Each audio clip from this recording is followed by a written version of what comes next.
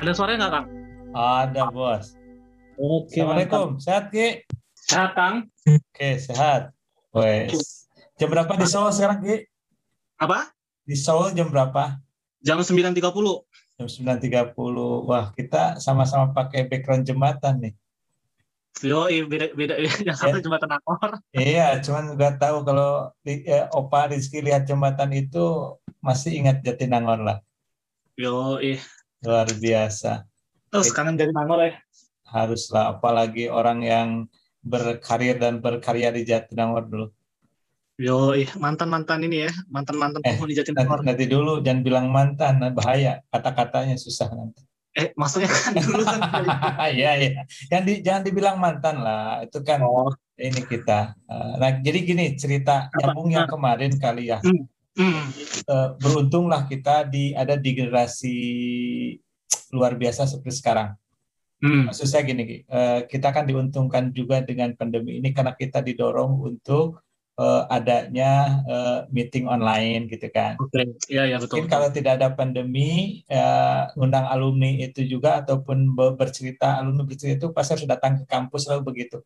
Tapi Betul, betul. dengan kondisi sekarang kan, apalagi dunia bisnis pasti lebih diuntungkan. Iya. Misalnya kalau dulu option meeting itu harus face to face, sekarang kan, sekarang ada online. Dan saya yakin nanti pun setelah pandemi berakhir pasti akan ada dua opsi yang akan lebih efisien. Betul kan? Betul, betul, betul. Betul, betul. Oke, tapi yang akan kita ceritakan bukan dunia modern, tapi Hmm. dunia kenangan kita lah ya. Karena titik kita dan ada di mana di Jatinangor. Walaupun kita cuma beda 2 tahun ya.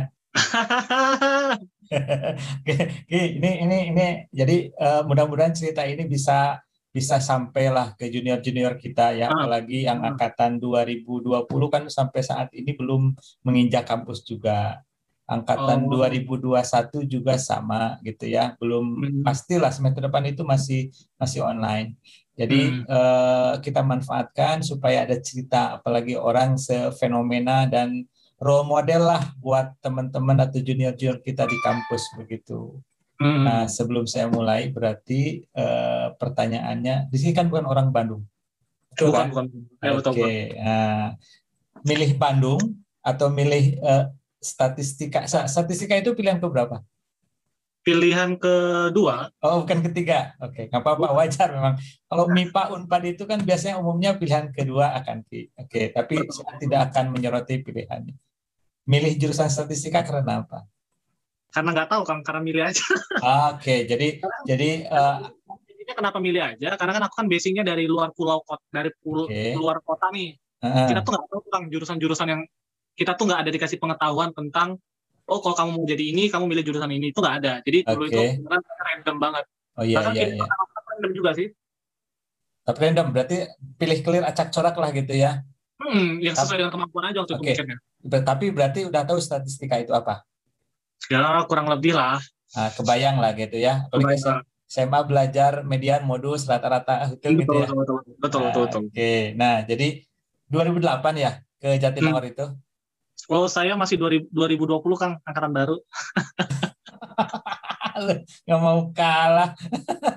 Oke. 2008, Berarti kita sama, Ki. 2008 saya juga kan ke kampus 2008. Artinya putaran kedua kan 2008. Setelah selesai. Mulai kuliahnya beda ya. Nah, jadi saya kembali lagi ke kampus ketika itu masih Pak Yadi ya. Juga jurusan Pak Yadi kan. Berarti kita sama-sama satu angkatan dong kalau gitu ya. Satu angkatan beda-beda ya. Nah, sebelum kita mulai, berarti boleh disebutkan nama lengkapnya dan asal SMA-nya di mana? Nama saya. Yalah, masa nama tetangga. Nama saya Rizky Maulana, SMA asalnya dari Batam, SMA Negeri 1 Batam. Oke, jadi ya waktu itu rasanya bukan Rizky satu-satunya orang-orang luar Pulau Jawa atau luar Bandung kan? Di angkatan 2008 banyak kan? Yang angkatan kita lumayan banyak sih, cuma yang kayak dari pulau itu jarang sih, Kang. Oke. Kebanyakan dari Jakarta. Baik.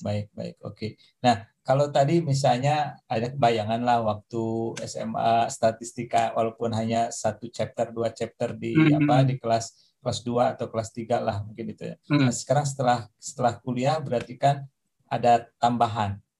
Betul lah, lebih luas lagi. Oke, mungkin bisa diceritakan kepada adik-adik kita ataupun kepada siapapun yang memang belum tahu statistika itu apa? Kalau dulu kan kita mikirnya statistika kan hanya sebatas median, rata-rata, modus, seperti itu kan ya. Tapi ketika kita belajar kan ternyata ya statistika, data. Kalau saya sih, pengetahuan saya seperti itu. Jadi ketika kita ngomong data, pasti kita bakal ngomong statistika. Dan sekarang orang udah mulai ngomongin data tuh di mana-mana data kan. Big data dan kawan-kawan. Jadi ya statistik nggak terlepas dari kehidupan kita sehari-hari sih. Jadi kalau saya ditanyakan statistika itu apa, ya statistika bagian dari kehidupan kita sehari-hari. Saya sih mikirnya seperti itu, Kang. Oke, dan itu mungkin akan lebih dirasakan, memang benar-benar tidak bisa jauh dari kehidupan kita sehari-hari kan. Betul. Ketika kita ngambil keputusan pun kan kita melihat data yang ada kan, dan itu statistika. Ya. Dan rasanya saya tidak menyaksikan lagi kan. Rizky kan cum laude ya? Yap. Oke, Alhamdulillah ya Kang. Alhamdulillah ya, baguslah. Saya tahu lah orang serajin Rizky dan sebagainya. Dan yang menjadi kekaguman saya itu juga Rizky kan aktif sampai pada akhirnya memegang jabatan tertinggi selama mahasiswa apa? Ketua Badan Pengawas Himpunan Mahasiswa Statistika Indonesia. Oh, itu berarti di Indonesia ya. Nah, kalau di departemen sendiri kan jadi ketua himpunan ya? Betul. Oke, tahun berapa tuh Ki? 2010 atau 2011, saya juga lupa, 2010 kayaknya. Gini, itu kan tingkat 2 akhir kan? Betul. Sampai tingkat 3 kan? Iya, harusnya 2010 sih ya. 2009, 2010 kalau nggak salah. Antara itu kan? Akhir ya, 2009 kalau nggak salah. Enggak lah, 2009 enggak ya? 2010? 2010 kayaknya. Gantiin Rian ya? Rian, gantiin Rian. Oke. Nah, kenapa orang jauh itu biasanya gini Ki, dulu saya orang jauh itu biasanya pertimbangannya, aduh, udah saya orang baru di sini gitu kan, terus kemudian juga kadang-kadang banyak keterbatasan, tapi Rizky kenapa sampai berani ataupun bersemangat untuk menjadi ketua himpunan pada saat itu? Pertama sih karena ngerasa dihargain sih Kang, dihargain dalam arti kata, oh dulu saya ternyata kemampuan saya dihargai nih sama orang-orang di lingkungan saya, dan dari situ saya merasa kayak, oh ya udah, kenapa saya nggak langsung terjun langsung aja ke gemplung ke semuanya, maksudnya seperti itu. Nah, karena dihargain, jadi saya juga ngerasa, oh ternyata saya dibutuhkan toh. Nah, dari situlah saya ikutan aktif semua organisasi sih. Hampir semua organisasi saya ikutin sih Kang di pas zaman kuliah. Apa aja selain himpunan apa lagi? BM kan ikut juga. BM MIPA ya. Dari dulu tuh SPDC yang main drum band. Oh, SPDC. SPDC. Oke. Terus paduan suara juga. Tapi Lisas nggak ikut ya? Enggak. Kenapa? Nggak senang Sunda? Nggak bisa. Nggak bisa nari? Harusnya nari ya? Nggak bisa nari, Kang. Oke. Terus saya 5 tahun di Bandung juga bahasa Sunda juga nggak bisa dulu. Oh, kenapa? Emang susah bahasa Sunda? Enggak sih, karena teman-teman pada ngomongnya kan bahasa Indonesia semua jadi. Oh. atau nggak di-push untuk pakai bahasa Sunda. Tapi nggak pernah kapok ada yang ngajarin bahasa-bahasa nggak benar, nggak juga? Itu malah saya minta ajarin bahasanya nggak benar. Karena belajar bahasa itu kayak bahasa Korea aja sekarang tuh pertama kali saya pelajaran itu bahasa slang anak-anak mudanya. Betul. Gitu kan. Itu yang pertama, artinya pintu masuknya seperti itu kan ya? Betul, pintu masuknya seperti itu. Oke, karena ya itu mungkin nanti kita sambungkan lah dengan waktu di Korea. Tapi saya masih ingat memang Rizky masuk itu menjadi koordinator putra angkatan 2008 kan? Betul. Ketua ngomong koordinator pilihan angkatan lah. Ya pasangannya kan Siti Nurjana kalau nggak salah. Betul. Itu pun koordinator angkatan nggak hanya jurusan Kang, tapi juga fakultas juga kan. Waktu itu kan sebagai kandidat. Betul. Dan itu pastilah, itu gini, bahwa proses yang dilakukan oleh senior-senior kita pun kadang-kadang mereka melalui tahapan tertentu dan melalui pengamatan tertentu kan. Betul. Tidak sembarangan. Dengan tujuan atau objektif tertentu gitu, dari proses katakanlah ospek yang dijalani gitu kan. Apapun lah bentuknya pasti kan biasanya ada objektifnya. Betul. Dan waktu itu kan pasti merasa lah diamati, diobservasi, kemudian ya walaupun ya kembali lagi target akhir misalnya sama-sama untuk kebersamaan, tapi kadang-kadang ada orang yang pakai jalan A, jalan B, jalan C dan sebagainya, seperti itu kan. Betul Kang. Oke, nah berarti memang tidak lanjut ke jadi ketua BEM MIPA enggak ya, tapi lebih ke profesi atau di HMS itu ya? Iya, dulu kan sebenarnya iya sih, dulu nggak terlalu pengen fokus ke fakultas dulu, jadi Setelah ke jurusan langsung ke fokusnya ke IHMSI. Jadi kita mau ngembangin statistika Indonesia pada saat itu sih. Oke. Nah, kita kan memang ada beban ataupun ada kewajiban untuk belajar. Kemudian juga Rizky aktif ya sampai level nasional, katakanlah seperti itu. Nah, apakah tidak pernah merasa atau pernah berhadapan dengan kesulitan untuk pembagian waktu gitu?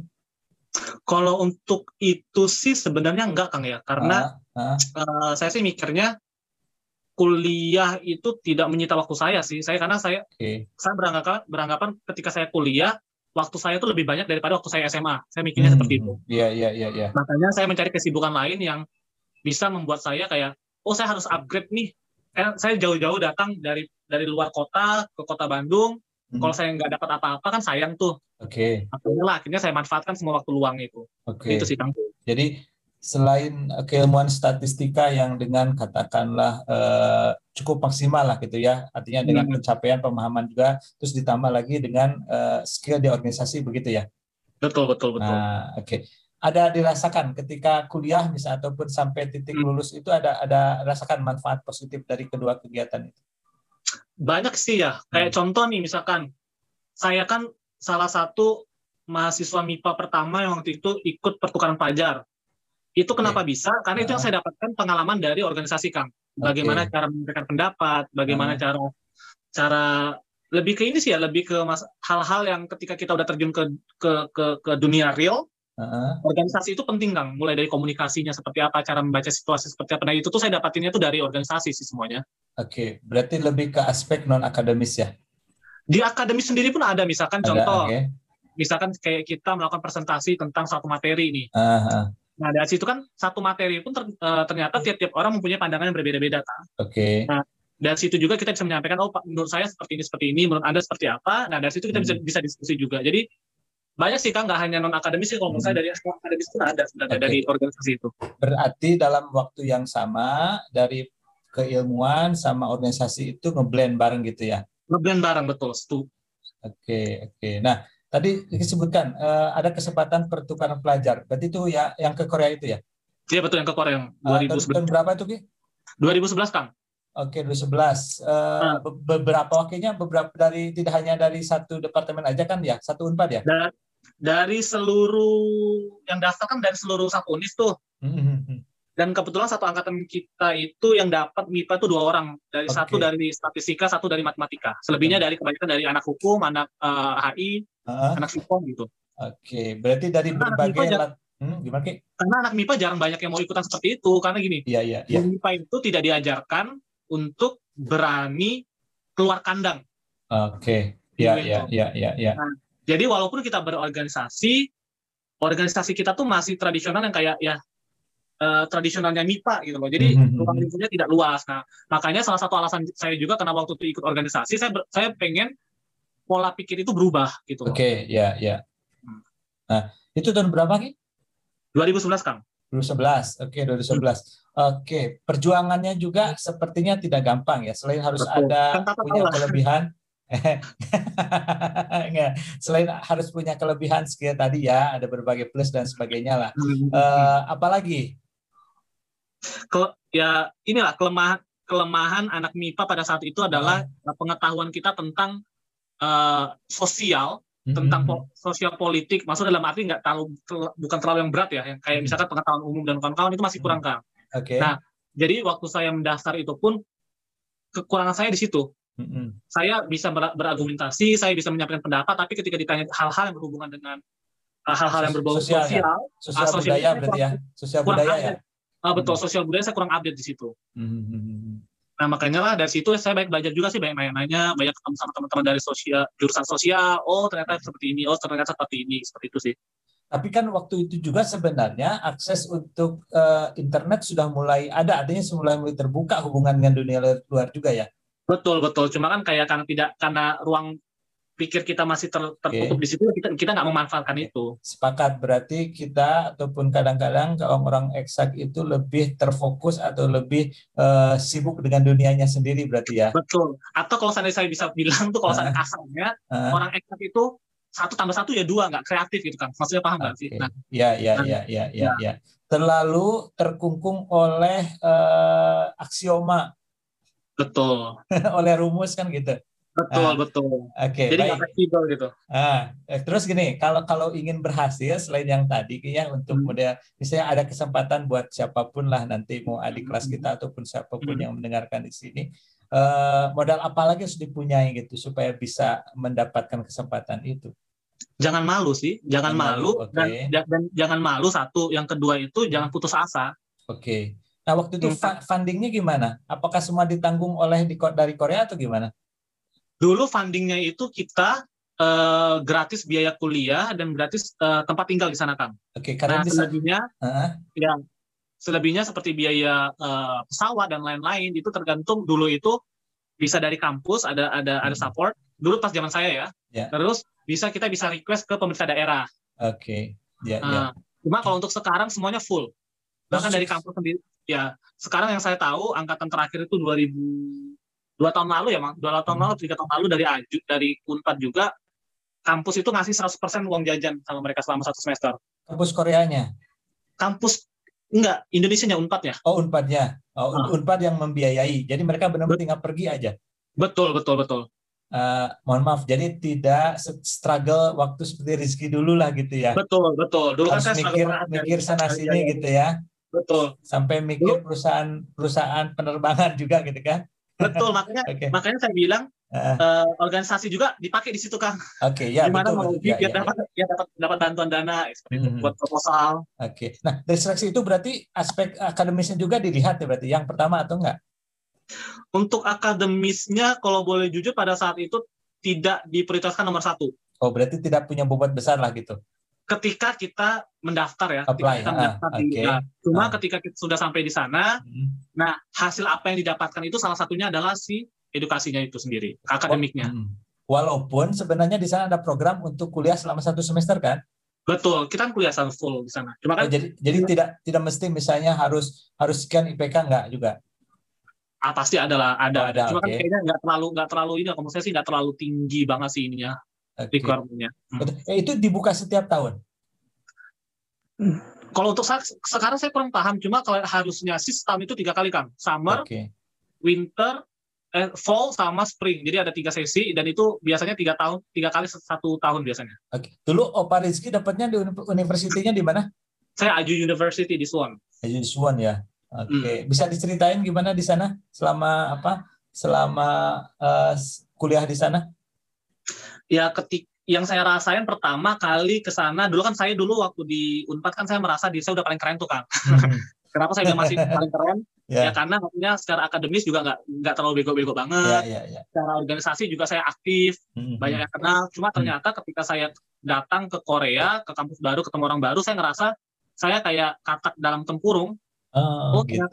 Ternyata pikiran saya tuh kurang jauh ya. Saya tuh mainnya kurang jauh ya. Dan dari situlah saya mulai kayak men-setting lagi, meriset lagi semua yang ada dalam diri saya, baik itu mindset saya dan kawan-kawan, saya rubah lagi ternyata. Misalkan nih contoh hal simpelnya aja mengenai kuliah. Dulu kan saya mikirnya kuliah, dulu saya lulus S1, udah kerja ke perusahaan bagus.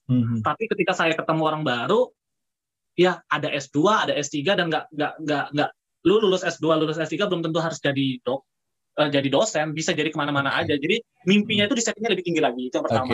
Yang kedua tentang diversity sih, lebih ke orang dulu kan kayak kalau boleh jujur karena kita MIPA, ketika ada yang sedikit berbeda dengan kita, terkadang saya benar, kamu salah.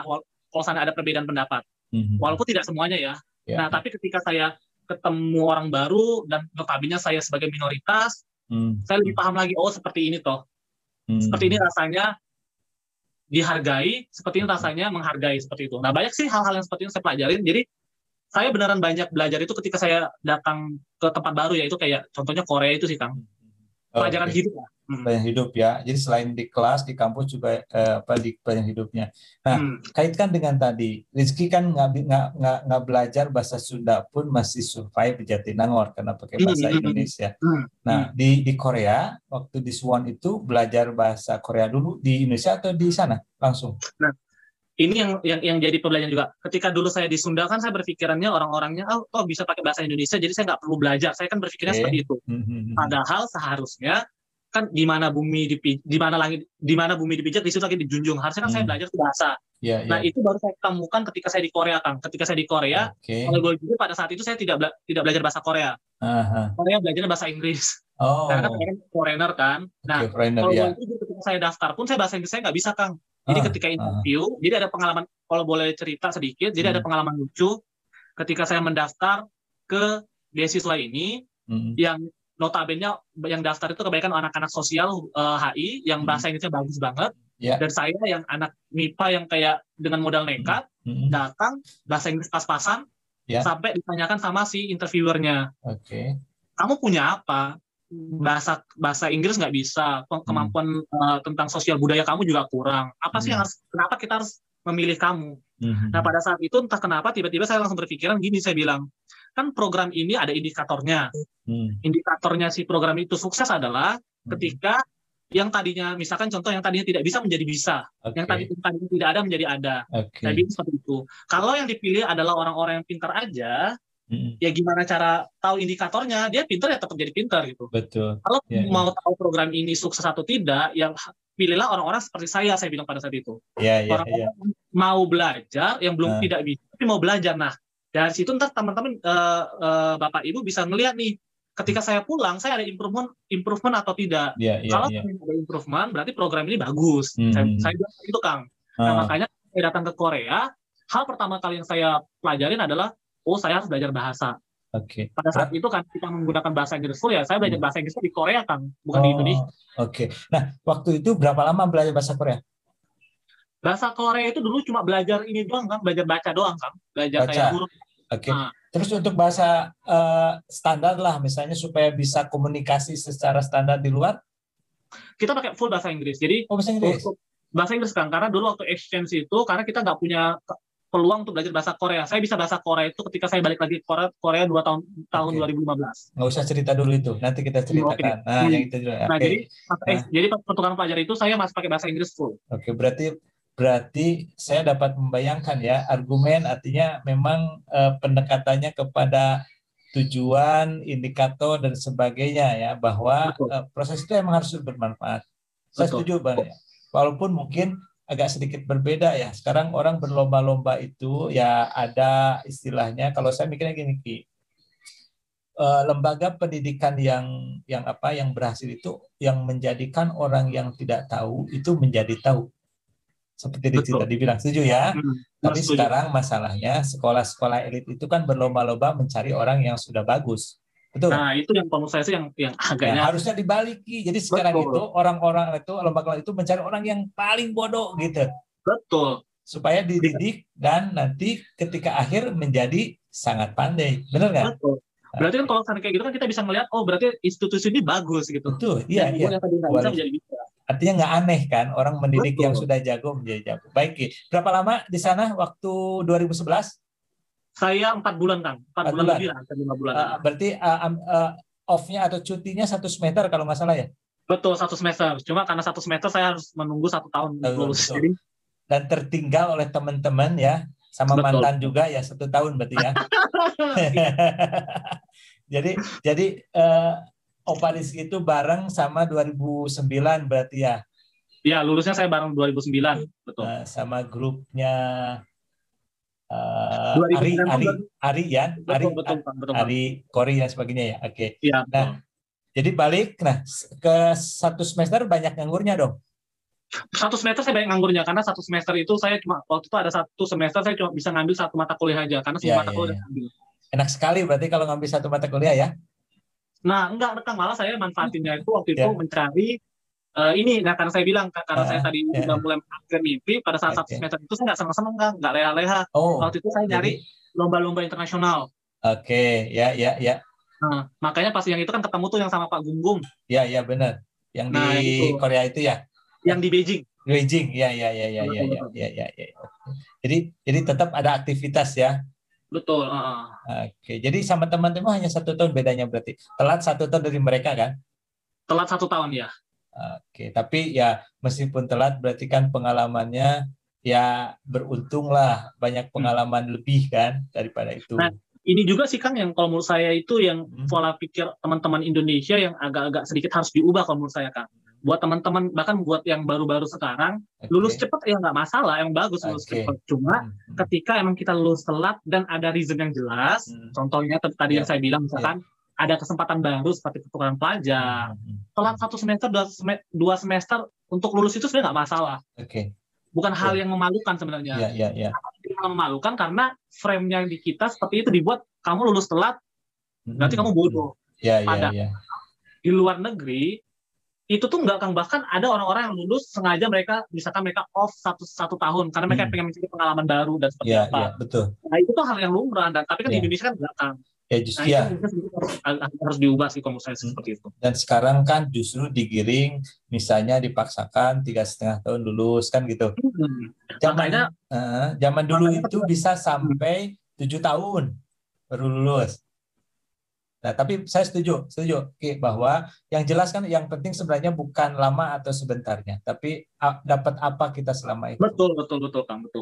Kalau misalnya sekarang cepat, kemudian tapi aktivitasnya cuma kampus kosan gitu kan tidak ada apa-apa kan. Itu bisa jadi misalnya IPK 4 gitu ya, tetapi ketika ditanya apa jawabannya cuma ya tidak, juga kan membingungkan gitu ya. Betul, makanya itulah yang ketika saya bilang lulusan-lulusan seperti itu lulusan prematur. Dalam arti kata prematur maksudnya adalah ya secara akademis dokumen tinggi, tapi ketika implementasi, ketika seperti Kang Tata bilang ditanyakan dengan kawan-kawan, jawabannya entah kemana-mana, ya itu sebenarnya yang dikejar hanya administrasi result aja sih. Betul sih bahwa 3,5 tahun juga banyak yang bagus, ada beberapa yang bagus, tapi seberapa banyak kan pertanyaan seperti itu. Betul. Pokoknya kalau kita menentukan itu kan lebih baik diputuskan oleh kita, gitu kan? Yang apa yang ingin kita capai itu yang lebih jelas, supaya apa? Supaya ya apa yang kita lalui itu bisa kita peroleh sesuatu yang manfaat dan bisa kita pergunakan. Nah, setelah lulus S1, kalau nggak salah kan dulu sempat ada yang ngajak-ngajak Rizky jadi dosen dan sebagainya kan. Iya. Karena sudah ada punya pengalaman ke Korea, kemudian juga pasti keep kontak sama orang Korea kan ya. Dan sampai tahu ada kesempatan untuk dapat beasiswa S2 ya. Betul. Itu berapa lama dari lulus sampai dapat atau sampai pergi lagi ke Korea? 2 tahun, Kang. 2 tahun. Jadi selama 2 tahun ngapain? Coba terus. Karena ketika saya lulus, saya daftar, ternyata saya fail. Terus tahun depannya saya daftar lagi, fail, baru tahun ketiga baru keterima. Nah, selama 2 tahun itu ya saya mengisi waktunya dengan kerja sih, karena kan butuh income juga toh. Ya. Yang jelas supaya otak tidak berhenti berputar, jadi yang paling penting kan. Betul. Aktivitasnya di Batam atau di Bandung atau di Jakarta? Di Batam. Waktu itu emang sengaja saya nyarinya di Batam biar ya meminimalisir pengeluaran karena kan dekat sama keluarga. Jadi, makanya saya pilih waktu itu di Batam sih. Nah, jadi selama 2 tahun sambil mempersiapkan diri gitu ya. Dan apakah ada faktor bahwa itu dengan universitas yang sama waktu student exchange waktu S1 nggak? Iya betul, saya masih kampus yang sama karena kan waktu itu ketika saya di kampus yang sama itu ada satu jurusan yang benar-benar sesuai dengan bidang minat saya, Kang. Dan di Korea pada saat itu Financial Engineering. Financial Engineering. Bisa diceritain? Jadi Financial Engineering itu sebenarnya dari berbagai negara juga beda-beda. Cuma kalau untuk Korea mereka lebih fokusnya ke bagaimana kita mengaplikasikan statistik dan matematik untuk menyelesaikan problem-problem finance, tapi secara komputasi. Seperti coding, Python, R. Misalkan gini, saya punya uang sekian, bagaimana caranya saya mengoptimalisasi investasi saya yang profitnya tinggi, risknya rendah. Tapi kan itu banyak simulasinya. Misalkan Monte Carlo dan kawan-kawan yang notabene kalau saya susah. Makanya kita sebagai orang financial engineering, kita belajar basic finance-nya seperti apa, kalkulasi statistik seperti apa, baru kita masuk ke coding. Seperti itu sih, kurang lebih. Tapi berarti belajar juga ya perilaku data dari finance-nya itu ya untuk pengembangan. Iya betul, kita juga belajar. Makanya ada tiga materi course yang harus kita pelajari pada saat itu. Statistik dan matematik yang otomatis yang notabene saya punya basicnya karena S1 saya statistik dan matematik. Okay. Nah, yang berat di saya pada saat itu adalah finance dan komputasinya. Oke. Nah, karena kan terus ya itu karena saya harus belajar mulai finance dan komputasi, dan problem kedua saya adalah jurusan saya satu-satunya orang foreigners. Jadi saya kuliah pakai bahasa Korea full, Kang. Wah, asik dong. Mumet, Kang.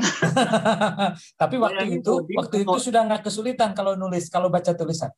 Kalau untuk baca nggak ada masalah. Cuma kan problemnya gini, Kang. Saya belajar bahasa Korea pada saat itu, ketika saya mendapatkan beasiswa, saya dikasih kesempatan untuk belajar bahasa itu hanya 1 tahun. Oke, ya. Dulu untuk selama 1 tahun untuk daily conversation should be nggak ada masalah di situ, karena kan bahasa sehari-hari. Cuma ketika kita masuk ke bahasa akademis itu sangat susah, Kang. Bahkan menggunakan bahasa Indonesia sendiri pun ada terms-terms yang kadang-kadang kita juga bingung kan, apalagi kalau kita baru. Jadi kalau di kita mungkin EYD gitu ya. Betul. Oke. Nah, terus ketika saya di sana, saya belajar coding dan belajar finance yang saya nggak punya basicnya. Terus tiba-tiba full pakai bahasa Korea, ya saya kalang kabut sih di situ. Jadi ketika orang belajar sampai jam 3, saya harus belajar sampai jam 10 malam. Kasarnya seperti itulah untuk mengejar ketinggalan saya. Itu salah satu tipsnya, berarti belajar lebih panjang lagi. Apalagi caranya supaya lebih mempercepat pemahaman? Sebenarnya perbanyak ini sih, Kang, networking. Dulu tuh saya gini, salah satu teknik saya kenapa saya bisa survive di jurusan itu, karena ada beberapa teman juga yang give up karena nggak kuat. Saya memperbaiki teman orang Korea, Kang. Jadi saya pergunakan skill komunikasi saya yang saya dapatkan ketika saya S1 di organisasi. Saya gimana caranya saya bisa approach profesor, bagaimana caranya saya bisa approach teman-teman Korea. Nah, saya minta ajarin mereka di luar jam kuliah itu. Atau kalau nggak, saya minta tolong dong ajarin saya, atau nggak kasih materi saya bahasa Inggris, kasih referensi. Dan itu dengan budaya Korea itu nggak gampang kan. Kalau sana kita nggak bisa membuat networking sama mereka nggak masa bodoh. Karena mereka berpikiran adalah ya waktu kita belajar ya ketika perkuliahan, dan selebihnya adalah itu kamu harus mencari sendiri. Nah, cuma saya caranya saya bisa pursue mereka kayak, saya foreigners dan kawan-kawan, saya bisa menjelaskan kayak kondisi saya dan hasilnya seperti ini, dan akhirnya mereka oke, kita bantu kamu, seperti itu sih, Kang. Oke, jadi walaupun mungkin di kesan awalnya berindividualis gitu ya, tapi pada akhirnya ketika ada suatu pendekatan bisa juga membangkitkan unsur manusiawi mereka lah gitu ya. Lebih tepatnya gini sih, Kang, komunikasi sih menurut saya sih. Iya, betul. Komunikasi gimana caranya kita bisa menyampaikan, karena gini, kalau menurut saya sih hal yang sama pun ketika disampaikan dengan cara yang berbeda, hasilnya bisa berbeda. Oke, good. Ya, betul. Makanya saya bilang, saya bersyukur ketika saya aktif di organisasi, itu kepake juga ketika saya di akademi, saya bilang itu. Bahwa saya menyampaikan sesuatu, ternyata yang saya sampaikan ke mereka tuh dapat. Mereka memahami itu, dan akhirnya mereka membantu saya seperti itu. Setuju bahwa memang bahasa itu menjadi kunci. Artinya ketika kita mengerti bahasa suatu kelompok, kita kan lebih mudah untuk masuk ke kelompok itu. Betul. Dan kita akan lebih mudah untuk mempelajari kebiasaan ataupun budaya mereka, kan seperti itu ya. Betul. Oke. Masuk di S2 berarti tahun berapa? Saya ke Korea 2015 sampai 2016, selama 1 tahun saya bahasa. S2 saya mulainya tahun September 2016, Kak. 2016 dan lulus 2018? Saya lulus 2019 Februari. 19 Februari, oke. Berarti itu MSc atau apa? Saya MFEng. Master Financial Engineering. Financial Engineering. Oke. Kalau kita berbicara finance engineering, berarti ada irisannya dengan itu nggak? Dengan fintech yang sekarang itu yang berkembang di Indonesia? Betul, fintech itu basicnya sebenarnya financial engineering, Kang. Itu, oke.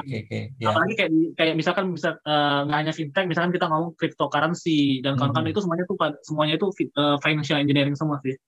Oke. Nah, sekarang kan Rizky punya kesempatan yang justru saya sendiri sebenarnya sangat mendambakan bisa berkarir atau berkaya di luar gitu. Dan sekarang bekerja di Korea ini setelah lulus dulu atau dari mulai kuliah sudah mulai bekerja? Waktu kuliah saya bekerja secara profesional enggak. Saya di kuliah itu lebih ke malah nggak nyambung sih, Kang. Saya jadi guide. Part time berarti ke tuh?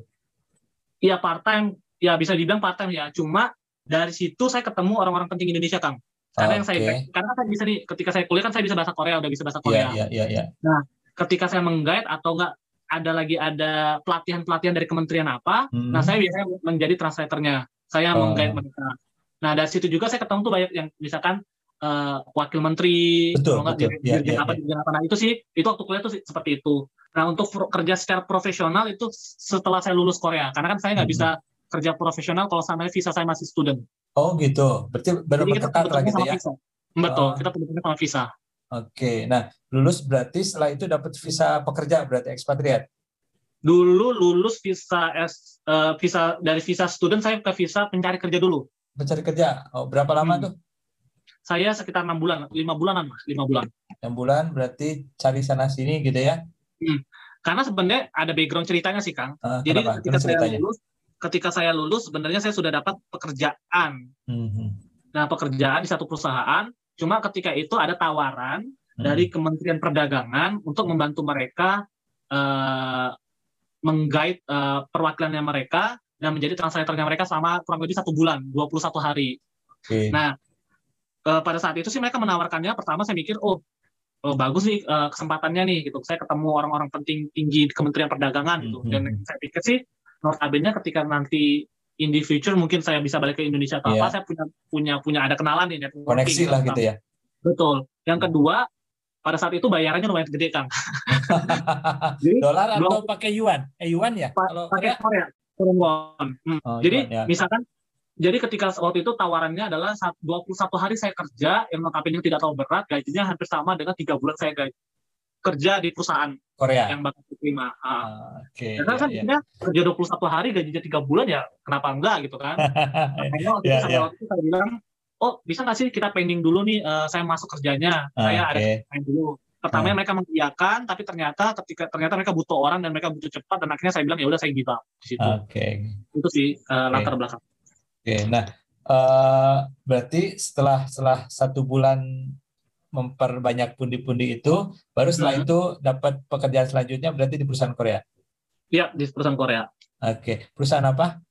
Nah ini sayangnya adalah tidak sesuai dengan jadi Korea untuk beberapa negara mungkin sedikit, tiap negara biasa punya karakteristik beda-beda Kang ya.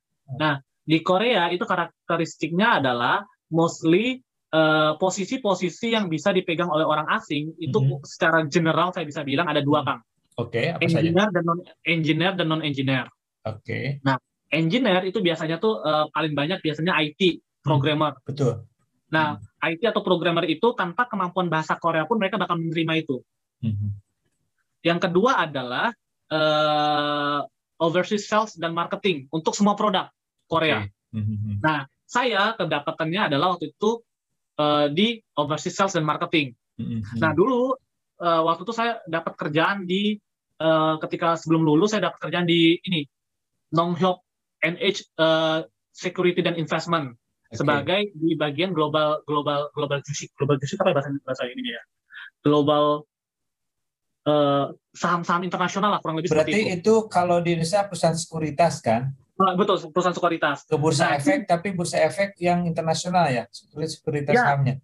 Misalkan kayak ini kalau di Indonesia tuh kayak inilah kayak BNI Sekuritas. Ya, tapi kan ada 2 Ki. Ada satu yang nanti sekuritas ini lari ke bursa efek Indonesia, ada yang bursa berjangka atau future.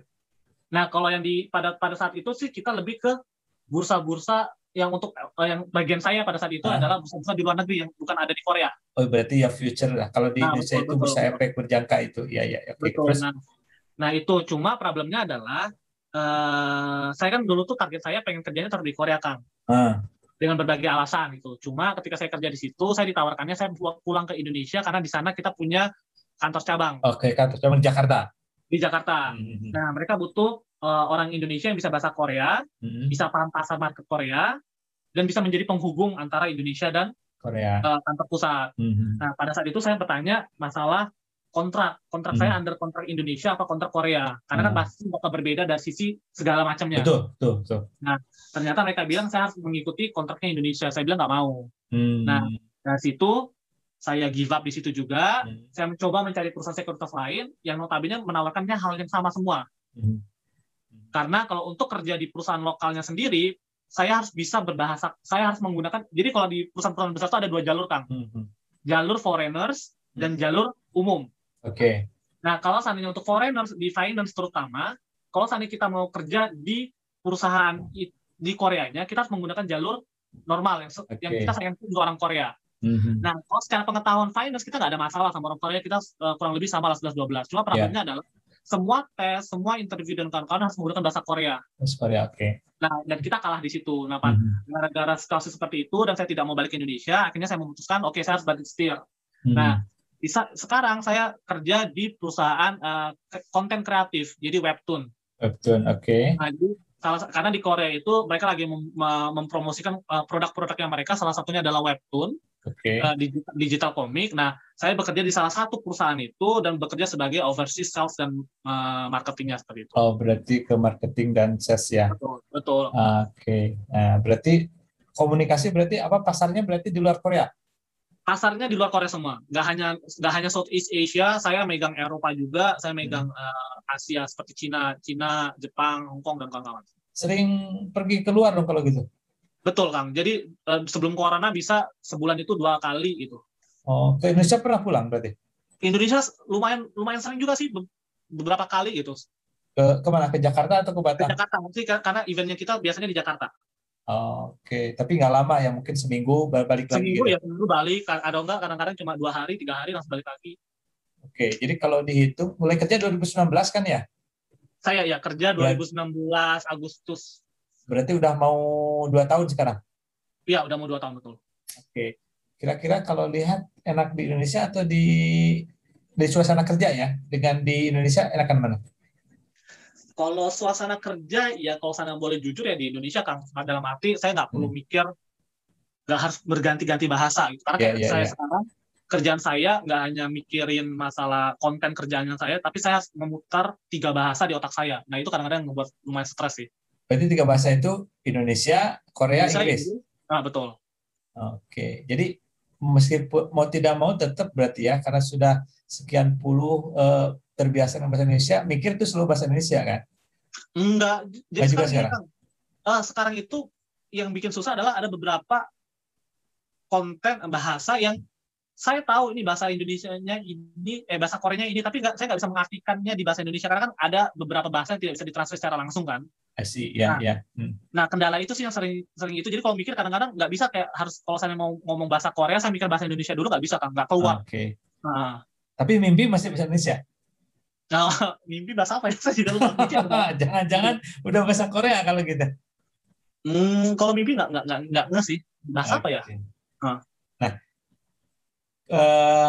sampai kapan akan yakin dapat puncak karir di Korea? Sekarang sih untuk saat ini masih planning saya jangka panjang masih stay di Korea. Makanya tahun depan insya Allah mau daftar PR sih kan, kalau nggak ada masalah daftar PR di Korea.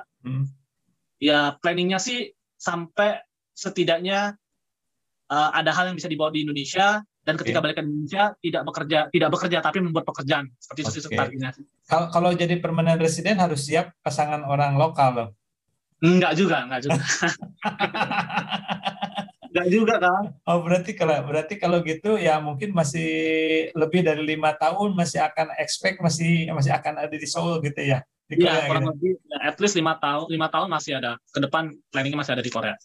Oke. Nah, sekarang kan gini, umum ya, sangat umum sekarang meskipun S1 di Indonesia, katakanlah, terus peluang bekerja itu apalagi orang teknis atau skillnya sangat khas seperti tadi engineer, kemudian statistik juga kan sekarang sudah orang statistik aja udah terbuka dan sebagainya gitu kan. Peluang-peluang kerja di Timur Tengah di mana-mana selalu terbuka. Nah, untuk adik-adik kita misalnya yang katakanlah sekarang lagi kuliah dan punya keinginan untuk bekerja di luar negeri, kira-kira selain bahasa apa lagi yang harus dipersiapkan? Pertama selain bahasa, yang pertama yang harus diambil adalah ini sih Kang, apa sih bahasanya? Pengen fokusnya di mana dulu, karena kan kalau di Indonesia kelemahannya adalah kita terlalu meluas. Bisa kemana saja kan? Bisa kemana aja. Nah, kalau seandainya mau di luar itu tipenya adalah mereka spesifik Kang.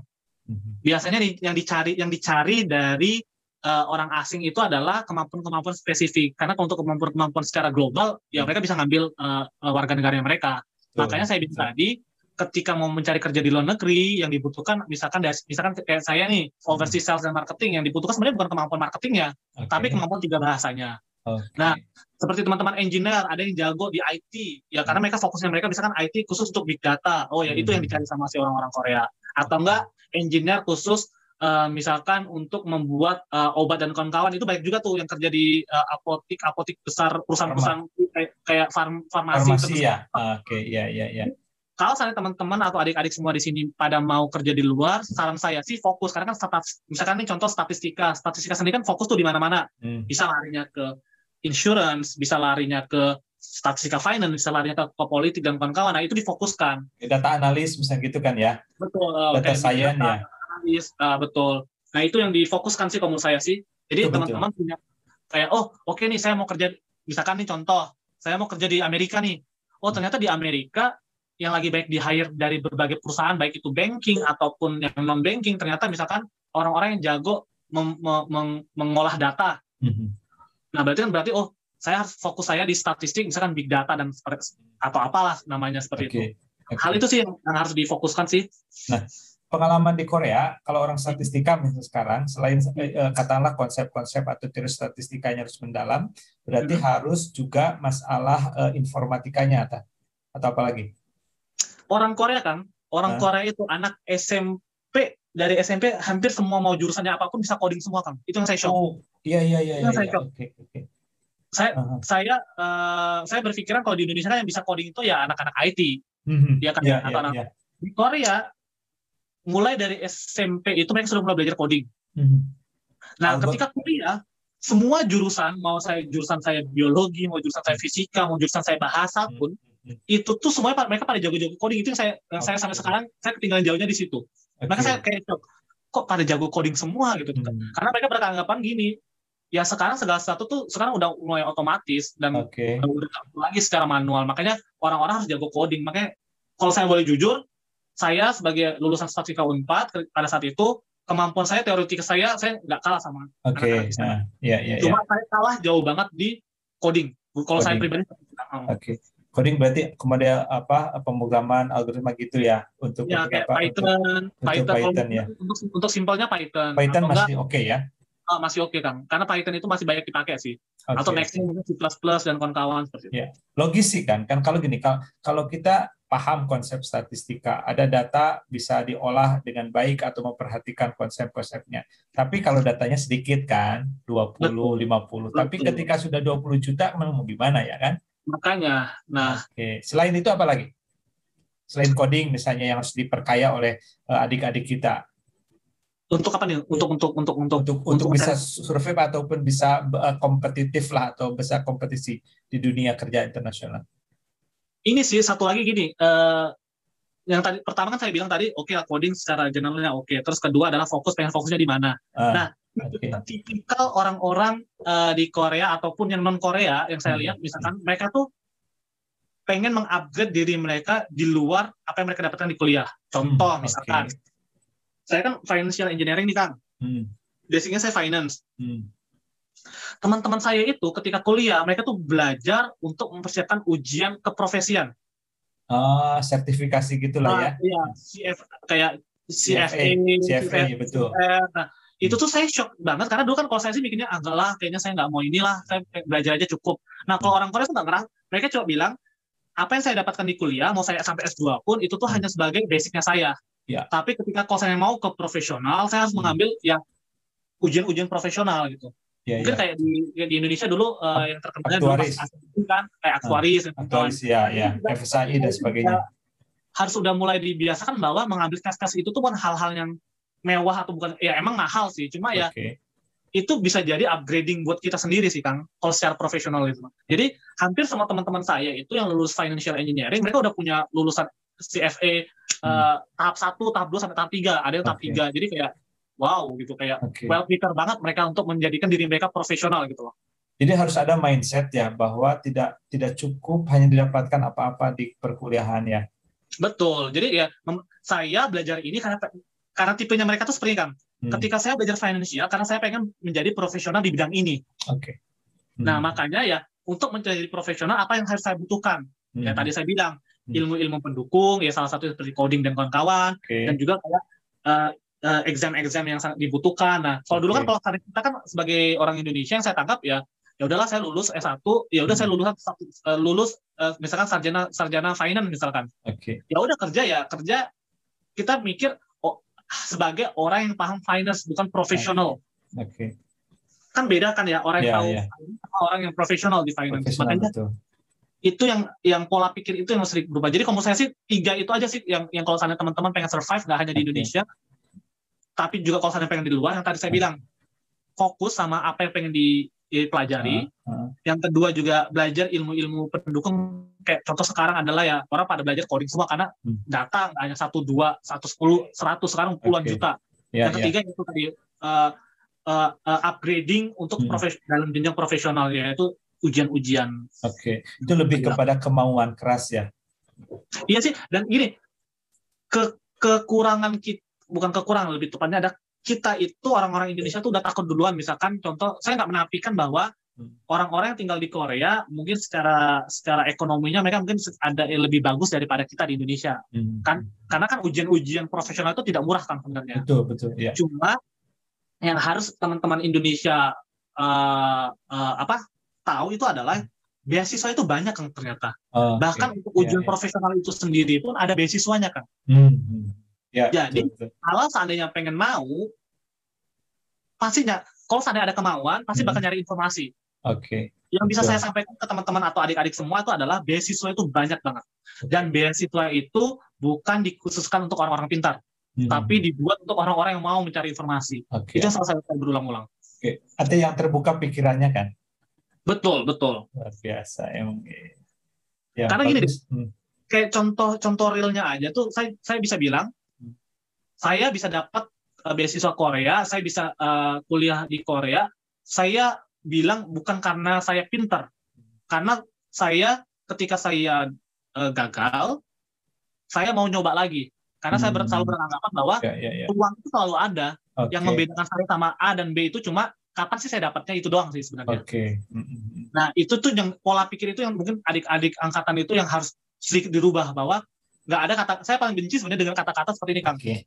Saya mah kan nggak punya kemampuan itu, saya mah nggak pintar bahasa Inggris, saya mah nggak pintar bahasa apa. Nah itu saya paling benci, karena untuk jadi sukses tuh nggak harus menjadi orang pintar duluan gitu. Orang pintar tuh punya proses. Nah kalau seandainya dari awalnya aja kita nggak mau nyoba, ya gimana kita mau jadi sukses, itu sih sebenarnya. Jadi harus tetap mau mencoba ya. Betul. Good lah, mudah-mudahan lah cerita panjangnya bisa banyak manfaatnya buat panjang banget sih. Lumayan nih, aduh saya juga kangen nih sebenarnya, udah pingin ketemu lagi sama Rizky. Kangen sama Jatinangor lagi? Kalau seandainya ada kesempatannya pengen main Kang. Apa yang dikangenin di Jatinangor sekarang? Suasananya sih. 2008 itu kan Blazur itu angkatan Rizky bukan mulainya? Ya kan angkatan saya itu yang perjuangan Blaster kan. Iya dengan apa? Dengan ketuanya Bakti ya? Ketuanya dulu Dia ketuanya. Nah tapi 2009 nggak bantu pada saat itu ngebantu. Bakti itu setelah. Bakti itu 2009 ya? Setelah itu ya? Nah, Rizky itu kan yang waktu itu Blasternya di bawah ya? Saya dulu yang di Dago atas kan. Di Dago Tihos ya? Dago Tihos, betul. Iya itu sambil kalau nggak salah sambil temu alumni. Betul, sama temu alumni. Karena kan dulu masih nggak boleh. Dulu tuh masih ini juga sih pikiran mungkin buat bapak-bapak atau ibu-ibu yang memegang jabatan itu, ya asalkan positif ya kasih kesempatan gitu loh kan. Kalau dulu pikirnya MIPA kenapa sih harus buat pensi dan kawan-kawan, padahal yang dikejarnya kan bukan pensinya sih sebenarnya, yang dikejar itu adalah ya gimana caranya kita open minded, lebih terbuka untuk semuanya sih. Apalagi dengan kondisi sekarang yang semua tidak bisa kita bendung kan. Betul. Dan kreativitas itu penting, itu yang dibangun. Setuju. Terus sering kontak-kontak sama teman-teman masih? Angkatan masih sering. Angkatan kan kita ada grup angkatan juga, dan alhamdulillah sering update di situ juga sih. 2008 itu lumayan kalau saya lihat banyak juga yang memang merasakan kehidupan luar negeri kan ya. Iya lumayan karena emang basicnya kita tuh orang-orang yang nggak mau apa ya kasarnya, orang-orang yang ya ini Kang tahu sendiri waktu zaman dulu angkatan kita. Betul. Angkatan 2008 yang yang nggak mau terkekang sama satu jalur itu. Makanya jadi angkatan yang apa ini pada bandel-bandel, pada enggak sih. Enggak lah, baik-baik lah. Contoh kayak Prian kan ke ini, ke apa? Inggris. Ke Inggris, ke Jerman. Lana kan? Lana, Kausi kan. Nabilanya kemana? Amerika kan? Lupa. Banyak sih yang pada di luar juga kan? Nah, kalau nggak salah ya. Karena ya anak-anak tadi itu 2008 tuh mereka pengen mencoba hal-hal baru sih. Itu sih yang harus di. Nah, jadi kalau saya tanya sekarang seperti pertanyaan dosen waktu itu, Rizky masih mau jadi dosen nggak? Untuk saat ini enggak, Kang. Karena ya. Karena sebenarnya kan waktu itu alasan dulu kenapa saya tidak mau menjadi dosen sebenarnya ada 2 alasan yang mungkin ini bisa jadi alasan saya tuh belum tentu benar, Kang ya. Cuma pada saya pikiran saya. Pertama, pada saat itu saya berpikiran bahwa dosen di Indonesia belum disakralkan seperti ketika di luar.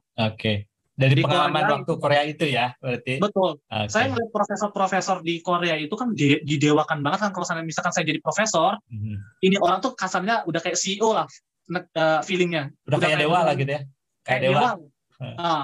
Nah, itu yang pertama. Dan di Indonesia masih belum itu. Yang kedua, pada saat itu di Indonesia kan kalau jadi dosen saya bakal terlalu sibuk dengan dokumentasi yang nggak ada hubungannya dengan kerjaan saya. Yang malah membuat saya mungkin bisa jadi bukan bisa berkembang, malah bakal sibuk di urusan dokumentasi aja. Clerical lah gitu ya, habis waktu di sana.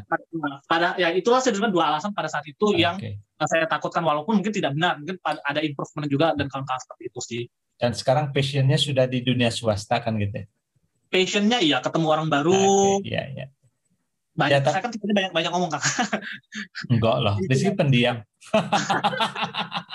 Saya tipenya banyak ngomong, makanya saya jadi overseas sales. Jadi saya itu waktu kan saya tamat dulu 8 ya, terus ke kampus lagi kan setelah lagi di swasta. Saya masih ingat lah ketika 2008 masuk gitu ya, pemilihan koordinator angkatan putra putrinya gitu ya.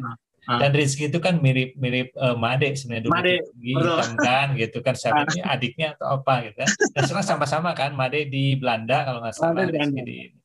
Ya itu nggak kerasa lah 2008 sekarang udah berapa tahun dan berkarya. Bagi saya sih yang penting sebenarnya mudah-mudahan dimanapun berkarya tetap sukses Ki. Betul. Mudah-mudahan kita bisa sempat jalan-jalan bareng lagi. Keluar negeri pertama bareng saya gitu ya. Yoi. Bareng Kang Tato ke Singapura ya. Singapura, oke ya. Dan ini kan yang salah satu yang saya senengin adalah buat, karena kan gini, kayak contoh lulusan-lulusan kita yang sebenarnya yang kuliah di luar pun sebenarnya kan banyak. Bukan hanya kuliah tapi tinggal di luar pun banyak. Saya bukan berarti saya bilang teman-teman yang di luar itu lebih baik daripada teman-teman yang ada di Indonesia. Cuma dengan diperbanyaknya, kayak contoh nih, kayak kita sharing-sharing ke teman-teman adik angkatan, jadi adik-adik angkatan tuh bisa paham pola pikir misalkan contoh pola pikir yang di Korea itu seperti apa sih karakteristiknya, di negara mana sih karakteristiknya seperti apa, jadi lebih terbuka gitu. Karena kan kalau baca buku aja atau lihat dari internet kan feelingnya kurang nih. Cuma kalau saya dari orang yang langsung punya kesempatan, itu lebih ngebuat teman-teman mungkin lebih, yang tadi saya bilang, yang tadinya mimpinya di sini, men-settingnya jadi lebih tinggi lagi. Makanya kenapa dulu saya semangat juga gitu ya, datangin alumni ke kampus dari mulai Rizky ya, setiap bulan berapa orang gitu ya. Karena memang biasanya cerita-cerita itulah yang lebih mampu ataupun lebih akurat untuk bisa membangkitkan semangat kita gitu. Tapi kan at the end awal idenya kan seperti itu, cuma ketika berjalan kan ada beberapa hal, mungkin nggak semuanya, ada beberapa hal yang saya bilang tadi. Di kita itu terlalu banyak seremonial yang menurut saya nggak penting kan. Oke. Nah itu tuh mungkin nextnya kalau seandainya itu pengen diadakan ataupun tetap diadakan lagi ya, hal-hal yang berbentuk seremonial itu yang nggak penting tuh kalau menurut saya sih dihilangkan sih. Lebih esensi ini acara pengen dibuat untuk apa gitu. Jadi ketika orang-orang yang hadir pun datang nggak merasa wasting time. Karena kan kalau kadang-kadang misalkan ya walaupun acaranya cuma 30 menit tapi tepat sasaran daripada harus 2 jam yang 1,5 jamnya cuma dengerin kasarnya misalkan kata pengantar yang tiap minggu harus saya dengarkan kata pengantar dan kawan-kawan seperti itu sih kalau saya. Ya, ya. Makanya sekarang dengan ada option bahwa kita bisa sharing secara online gitu ya, direkam dan sebagainya, itu lebih to the point juga lah menurut saya sih. Betul, betul, betul, betul. Jadi tidak ada lagi perlu sambutan kepala departemen ataupun ketua Himasta yang panjang itu, lebih. Oke, mudah-mudahan nantilah satu saat di sini juga bisa ke kampus atau bisa kita Amin, pengen berjumpa banget, lagi. pengen. Insya Allah dan Pengen. mudah-mudahan pandemi ini bisa memberikan manfaat besar lah kepada kita. Ya sih, ya ya itu sih semuanya tergantung mindset kita sih. Kalau misalnya kita mikirnya negatif aja ya kita dapetnya negatif kan. Kalau misalnya kita dapetnya seperti Kang Tata bilang, oh ternyata pandemi itu ada efek positifnya. Ya tadi yang Kang Tata bilang, ada opsi tambahan buat kita untuk bertemu secara online dan kawan-kawan. Oke, iyalah. Kuliah pun pasti akan banyak option nanti, bahwa masih tetap online dan sebagainya. Kasihan, udah mulai ngantuk ya. Mulai jam setengah 11 di sana kan? Saya tidur tuh kadang-kadang jam 12 Kang, jam 12 jam setengah 1. Terus bangun jam berapa? Saya masuk jam 8. Saya bangun tuh jam setengah 5, siap-siap, berangkat tuh itu jam 6.30 karena kan lumayan jauh tempat kerja saya. Berapa kilo dari tempat tinggal? Jauh kan, 30 kiloan ya. Pakai apa? Pakai subway. Oke, subway. Karena kan saya ngejarnya pagi biar nggak terlalu banyak orang, karena kan corona kan, serem kan. Betul, iya. Jadi saya mikirnya pagi sih. Ya, at least lah kalau kita lebih cepat datang ke kantor akan lebih banyak waktu untuk melakukan sesuatu kan gitu. Betul, baliknya kan lebih cepat juga. Iya. Oke, Ki, untuk sementara makasih banyak ya. Ada pesan khusus? Siapa yang dikangenin dosen di kampus? Semuanya kan. Mungkin Pak Gumgum, semangat Pak Gumgum masih di masih. Pak Gumgum itu masih S3-nya udah kayaknya belum ini deh. Belum saya. Iya. Kan saya kenapa saya Pak Gumgum? Saya selalu dengan Pak Gumgum karena Pak Gumgum itu salah satu dosen yang waktu itu yang membantu saya yang percaya mimpi saya pada saat itu. Dan mati gini. Dulu kan saya bilang, aduh saya pengen ikut ajang internasional kayak lomba-lomba. Pak Gumgum yang paling semangat pada saat itu. Iya, betul. Semangat kita sama-sama ini kan sama-sama mengolah data dan kawan-kawan. Ternyata pas berangkat ke Cina, Pak Gumgumnya nggak di-approve, saya yang di-approve. Iya, jadi Rizky yang berangkat ya. Karena itu sayang banget, maksud saya kan kayak itu pengalaman bagus juga sebagai mahasiswa dan bagi dosen juga kan. Ya itulah namanya garis kehidupan. Makanya saya waktu itu punya cerita tersendiri sama Pak Gumgum, pokoknya. Oke, sip lah gitu ya. Oke, yang penting buat semuanya kan ya. Ya, mudah-mudahan doain aja dosen-dosen di Jatinangor pada sehat. Ya, amin. Semua dan Rizky pun tetap sehat, sukses terus Rizky ya. Amin. Ya semoga juga semoga juga ada kesempatan kan kalau asalnya ada butuh info beasiswa atau apa atau info kampus-kampus apa yang ada statistiknya mungkin bisa saya bantu di Korea. Siap. Nah, saya nanti akan munculkan kalau gitu. Kalau tolong di WA aja nanti ya, bisa ngubungin Rizky kemana? Apakah ke email atau ke misalnya ke Instagram atau ke apa? Ya. Saya munculkan di sini. Siap. Lagi makasih Ki waktunya.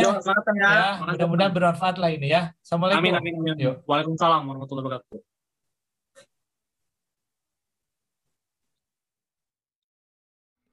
wabarakatuh.